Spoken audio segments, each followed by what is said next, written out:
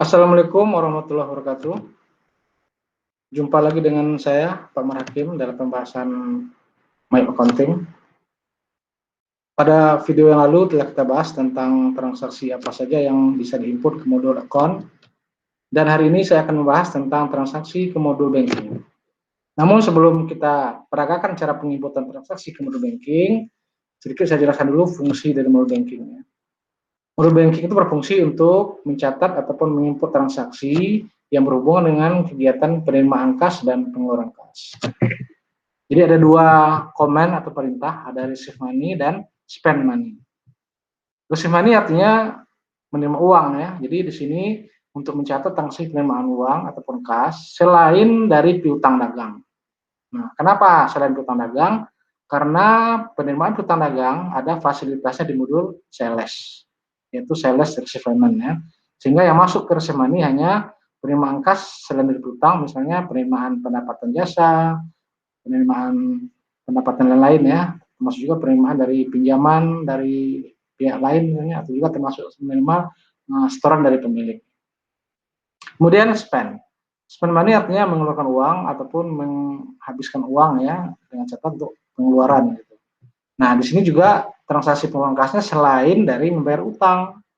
Kenapa selain membayar utang? Karena untuk transaksi pembayaran utang ada di modul purchase. Nanti ada namanya pay bills ya. Nah, jadi yang masuk ke spend money hanya pembayaran yang sifatnya lain-lain, misalnya membayar gaji, bayar listrik, bayar sewa, dan lain sebagainya. Tidak termasuk membayar hutang ya, karena membayar hutang sudah ada fasilitasnya di modul purchase. Oke, saya cobakan cara penginputan transaksi. Pertama ke receive money ya. Dari banking, klik receive money. Nah, contoh transaksinya saya ambil yang gampang saja. Misalnya kita menerima pendapatan jasa, misalnya 15 juta. Ya. Nah, kita pilih receive money di atas, uangnya masuk kemana, jadi ada deposit to account. Jadi kita tentukan rekening penampungnya, yaitu ada beberapa pilihan, ada kas bank, kas tangan, atau kas kecil. Sekarang kita pilih kas tangan ya. Kita anggap penerimaannya adalah penerimaan tunai. Tanggalnya biar pas, kita ganti aja tanggal 30 atau 1 Desember aja ya, 1 Desember 2017. Jumlahnya jumlah 15 juta. Kemudian metodenya cash ya, kalau tunai tadi. Keterangannya pendapatan jasa servis. Nah, pada modul banking ini kita tidak menentukan debit kredit ya, hanya mencari lawan dari kas yang di atas kita pilih tadi. Misalnya di atas sudah kita pilih kas tangan. Jurnalnya kan kas tangan sama pendapatan jasa. Jadi sini kita tinggal mencari akun pendapatan jasa saja. Jadi tidak ada debit kredit ya. Kemudian sebelum kita simpan, biasanya kita cek dulu dengan menekan tombol Ctrl R. Nah, seperti ini. Jadi jurnalnya adalah kas tangan debit, pendapatan jasa kredit. Ya, kita oke, udah benar. Baru kita simpan, kita record. Nah, hasilnya lihat jurnal di sini. Jurnal tanggalnya tadi adalah tanggal 1 Desember 2017. Nah, ini pendapatan jasanya 15, kas debit, kas tangan, pendapatan kredit 15. Oke, seperti itu ya. Kedua, kita contohkan lagi masih penerimaan atau receive. Menerima pinjaman hipotek dari bank, misalnya 20 juta ya. Dari banking, pilih lagi receive money. Nah, uang masuknya receive-nya kemana? Kita pilih misalnya, karena dia minjam uang di bank, berarti pasti menggunakan kas di bank ya. Kita pilih di bank. Kita pilih, kemudian tanggalnya tanggal 1 Desember, jumlahnya 20 juta. Metodenya mungkin nggak cash ya, agar aja lain-lain.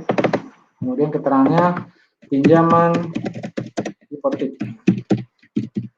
Oke, lawan dari rekeningnya kas itu apa gitu. Jadi kalau debitnya adalah kas, lawannya akun lawannya adalah hutang hipotek. Jadi hutang hipotek. Oke, kita kontrol R lagi. Ini hasilnya.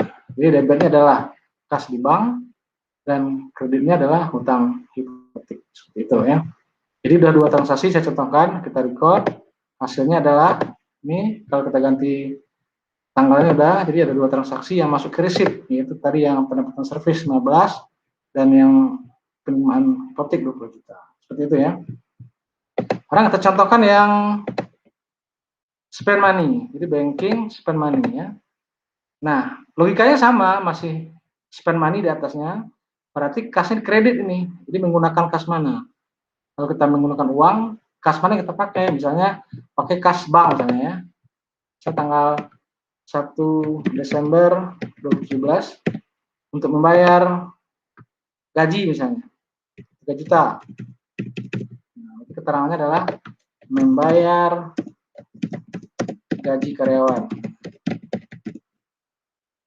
Gaji karyawan dibayar 3 juta. Nah, di sini juga akun yang di sini kita hanya mencari lawannya saja. Jadi kalau di sini kasnya adalah uang keluar berarti kredit. Nah, debitnya apa di sini lawannya? Yaitu beban gaji. Gitu. Enter. Untuk lebih yakinnya bahwa telah benar jurnal yang kita buat, kita Ctrl R. Ini hasilnya. Berarti kas banknya kredit di atas ya, debitnya beban gaji. Jadi walaupun posisinya debit di bawah, yang kredit di kanan atas nggak masalah ya, karena tidak menyalahi aturan debit kredit. Oke, benar, kita oke lagi, dan kita record. Hasil jurnalnya adalah kayak disbursement ya, ini uang keluar. Yang tadi kan receipt yang tadi 2 kali, nah ini disbursement, urusan bergaji karyawan. Satu lagi kita contohkan lagi, misalnya membayar macam-macam biaya misalnya, atau serba-serbi ya, dari banking, spend money lagi. Nah, kasnya yang mana kita pakai? Kita pilih dulu. Misalnya kalau bayar serba-serbi biasanya menggunakan kas kecil. Tapi kas kecil, tanggalnya sama saja, bisa dirubah ya. Misalnya 500.000 misalnya. Memonya adalah membayar iuran kebersihan, misalnya iuran apa, iuran RT itu lah. Iuran RT. Ya. Karena kita di lokasi RT mana, 500 per bulan. Nah, di sini juga tidak pakai debit kredit atau tidak jurnal di sini, hanya mencari lawan ya. Kalau kita gunakan kas kecil ini untuk apa? Nah, sekarang kita contohkan adalah menggunakan akun bebas serbi misalnya untuk biaya lain. Kita klik lagi Ctrl R, ini hasilnya kas kecil ya, kredit sebelah atas, biaya serbi debit. Gitu. Jadi secara accountingnya yang debitnya di bawah, yang kreditnya kas kecil di atas, nggak ada masalah ya, itu hanya letak saja. Oke, kita record lagi.